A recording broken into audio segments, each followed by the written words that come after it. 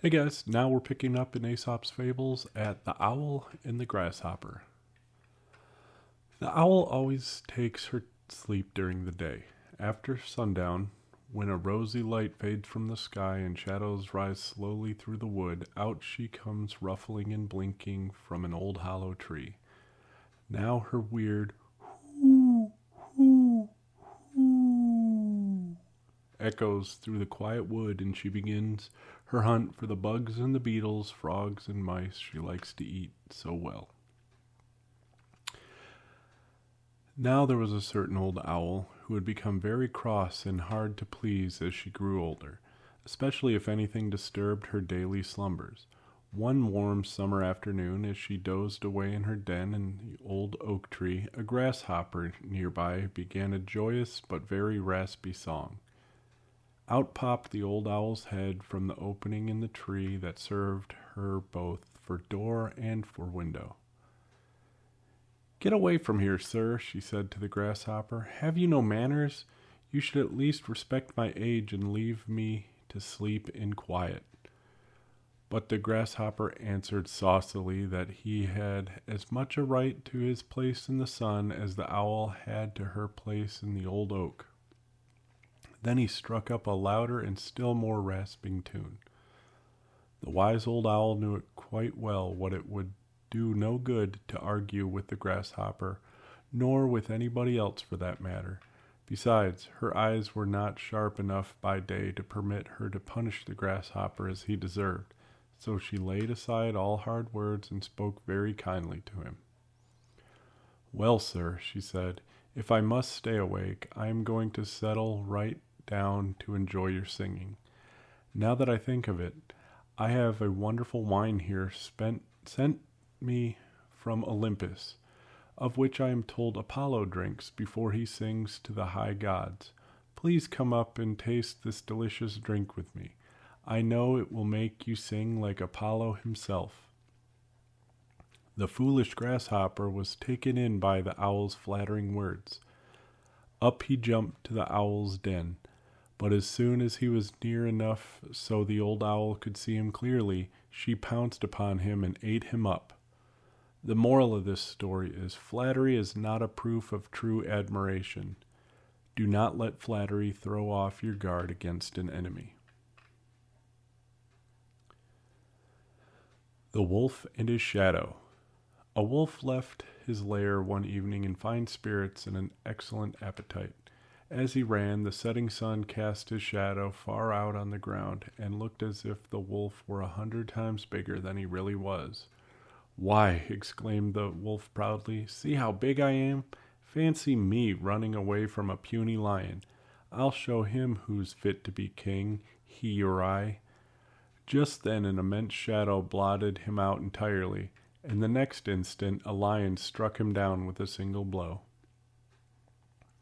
The moral of that story is do not let your fancy make you forget realities. The Oak and the Reeds. A giant oak stood near a brook in which grew some slender reeds. When the wind blew, the great oak stood proudly upright, with its 100 arms lifted to the sky. But the reeds bowed down low in the wind and sang a sad and mournful song. "You have reason to complain," said the oak. "The slightest breeze that ruffles the surface of the water makes you bow your heads, while I, the mighty oak, stand upright and firm before the howling tempest." "Do not worry about us," replied the weeds. "The wind do not harm us. We bow before them, and so we do not break. You, in all your pride and strength, have so far resisted their blows, but the end is coming." As the reeds spoke, a great hurricane rushed out of the north. The oak stood proudly and fought against the storm, while the yielding reeds bowed low. The wind redoubled in fury, and all at once the great tree fell, torn up by the roots, and lay among the pitying reeds. The moral is better to yield when it is folly to resist than to resist stubbornly and be destroyed. A rat was traveling along the king's highway. He was a very proud rat, considering his small size and bad reputation all rats have. As Mr. Rat walked along, he kept mostly to the ditch. He noticed a great commotion up the road, and soon a grand procession came into view. It was the king and his retinue. The king rode on a huge elephant adorned with the most gorgeous trappings. With the king in his luxurious howdah were the royal dog and cat. A great crowd of people followed the procession. They were so taken up with admiration of the elephant that the rat was not noticed. His pride was hurt. "What fools!" he cried. "Look at me, and you will soon forget that clumsy elephant. Is it his great size that makes your eyes pop out, or is it his wrinkled hide? Why, I have eyes and ears and as many legs as he. I am of just as much importance, and—" But just then the royal cat spied him, and in the next instant the rat knew he was not quite so as important as the elephant. This story was called The Rat and the Elephant, by the way. And the moral of this story was, a resemblance to the great in some things does not make us great. This next story is called The Boys and the Frogs. Some frogs were playing one day at the edge of a pond in which lived a family of frogs. The boys amused themselves by throwing stones into the pond so as to make them skip on top of the water. The stones were flying thick and fast, and the boys were enjoying themselves very much, but the poor frogs in the pond were trembling with fear. At last one of the frogs, the oldest and the bravest, put his head out of the water and said, "Oh, please, dear children, stop your cruel play. Though it may be fun for you, it means death to us." The moral of this story is to always think whether your fun may not be the cause of another's unhappiness. The Crow and the Pitcher. In a spell of dry water, when the birds could find very little to drink, a thirsty crow found a pitcher with a little water in it. But the pitcher was high and had a narrow neck, and no matter how he tried, the crow could not reach the water. The poor thing felt as if he must die of thirst. Then an idea came to him. Picking up some small pebbles, he dropped them into the pitcher one by one. With each pebble, the water rose a little higher until at last it was near enough so that he could drink. The moral being, in a pinch, a good use of your wit may help us out. The Ants and the Grasshopper. One bright day in late autumn, a family of ants were bustling about in the warm sunshine, drying out the grain they had stored up during the summer, when a starving grasshopper, his fiddle under his arm, came up and humbly begged for a bite to eat. "What?" cried the ants in surprise. "Haven't you stored anything away for the winter? What in the world were you doing all last summer?" "I didn't have time to store up any food," whined the grasshopper. "I was so busy making music that before I knew it, the summer was gone." The ants shrugged their shoulders in disgust. "Making music, were you?" they cried. "Very well, now dance." And they turned their back on the grasshopper and went on with their work. The moral of this story is, there's a time for work and a time for play. This next story is called The Ass Carrying the Image. A sacred image was being carried to the temple. It was mounted on an ass adorned with garlands and gorgeous trappings, and a grand procession of priests and pages followed it through the streets. As the ass walked along, the people bowed their head reverently or fell on their knees, and the ass thought the honor was being paid to himself. With his head full of this foolish idea, he became so puffed up with pride and vanity that he halted and started to bray loudly. But in the midst of his song, his driver guessed what the ass had gotten into his head and began to beat him unmercifully with a stick. "Go along with you, you stupid ass," he cried. "The honor is not meant for you, but for the image you are carrying." The moral of this story is, do not try to take credit to yourself that is due to others. A raven and a swan. A raven, which you know is black as coal, was envious of the swan because her feathers were as white as the purest snow. The foolish bird got the idea that if he lived like the swan, swimming and diving all day long and eating the weeds and plants that grow in the water, his feathers would turn white like the swan's. So he left his home in the woods and the fields and flew down to live on the lakes and in the marshes. But though he washed and washed all day long, almost drowning himself at it, his feathers remained as black as ever. And as the water weeds he ate did not agree with him, he got thinner and thinner, and at last he died. The moral of this story is, a change of habits will not alter nature. The two goats. Two goats, frisking gaily on the rocky steeps of a mountain valley, chanced to meet, one on each side of a deep chasm through which poured a mighty mountain torrent. The trunk of a fallen tree formed the only means of crossing the chasm, and on this not even two squirrels could have passed each other in safety. The narrow path would have made the bravest tremble. Not so for our goats. Their pride would not permit either to stand aside for the other.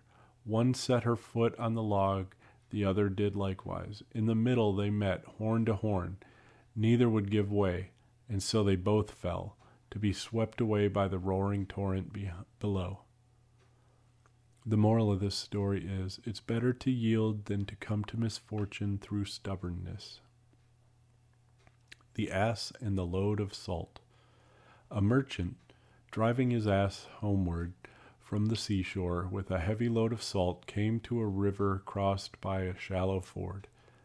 They had crossed this river many times before without accident, but this time the ass slipped and fell when halfway over, and when the merchant at last got him to his feet, much of the salt had melted away. Delighted to find how much lighter his burden had become, the ass finished the journey very gaily. The next day, the merchant went for another load of salt, and on the way home, the ass, remembering what had happened at the ford, purposely let himself fall into the water and again got rid of most of his burden. The angry merchant immediately turned about and drove the ass back to the seashore, where he loaded him with 2 great baskets of sponges. At the ford, the ass again tumbled over, but when he had scrambled to his feet, it was a very disconsolate ass that dragged himself homeward under a load 10 times heavier than before. The moral of this story is, the same measures will not suit all circumstances. The Lion and the Gnat. "Away with you, vile insect," said a lion angrily to a gnat that was buzzing around his head, but the gnat was not in the least disturbed. "Do you think," he said spitefully to the lion, "that I am afraid of you because they call you king?" The next instant he flew at the lion and stung him sharply on the nose. Mad with rage, the lion struck fiercely at the gnat, but only succeeded in tearing himself with his claws. Again and again the gnat stung the lion, who now was roaring terribly. At last, worn out with rage and covered with wounds that his own teeth and claws had made, the lion gave up the fight. The gnat buzzed away to tell the whole world about his victory, but instead he flew straight into a spider's web.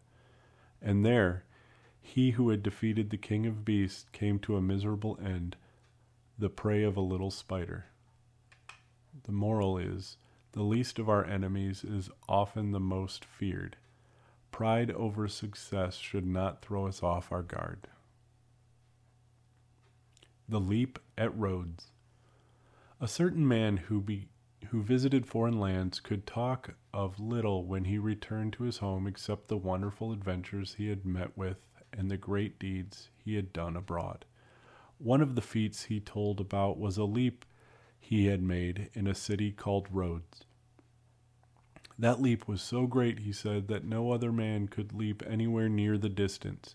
A great many persons at Rhodes had seen him do it, and would prove that what he told was true. No need of witnesses, said one of the hearers. Suppose this city is Rhodes. Now show us how far you can jump. The moral of that story is deeds count, not the boasting words. The Cock and the Jewel. A cock was busily scratching and scraping about to find something to eat for himself and his family when he happened to turn up a precious jewel that had been lost by its owner. "Aha!" said the cock, "no doubt you are very costly, and he who lost you would give a great deal to find you. But as for me, I would choose a single grain of barley corn before all the jewels in the world." The moral here being, precious things are without value to those who cannot prize them. The Monkey and the Camel. At a great celebration in honor of King Lion, the monkey was asked to dance for the company. His dancing was very clever indeed, and the animals were all highly pleased with his grace and lightness. The praise that was showered on the monkey made the camel envious. He was very sure that he would dance quite as well as the monkey, if not better, so he pushed his way into the crowd that was gathered around the monkey, and rising on his hind legs began to dance. But the big hulking camel made himself very ridiculous as he kicked out his knotty legs and twisted his long clumsy neck. Besides, the animals found it hard to keep their toes from under his heavy hooves. At last, when one of his huge feet came within an inch of King Lion's nose, the animals were so disgusted that they set upon the camel in a rage and drove him out into the desert. Shortly afterwards, refreshment, consisting mostly of camel's hump and ribs, were served to the company.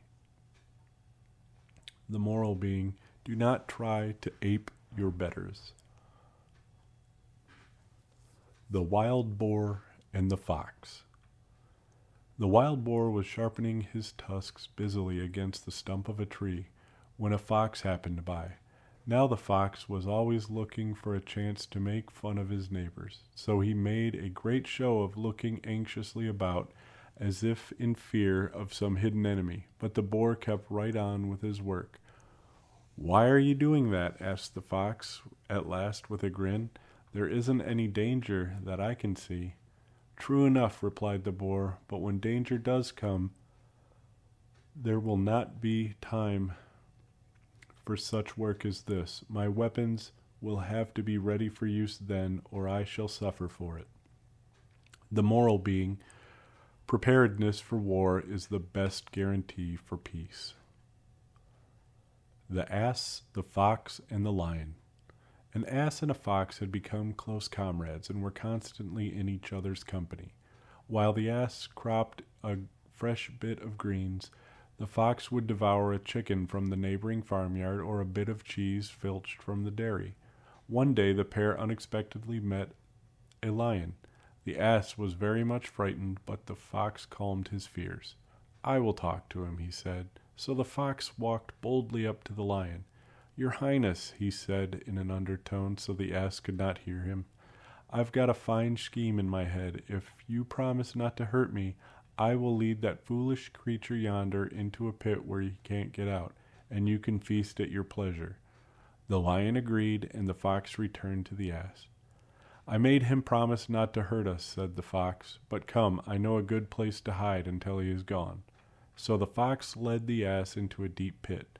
But when the lion saw that the ass was his for the taking, he first of all struck down the traitor fox. The moral here is that traitors may expect treachery.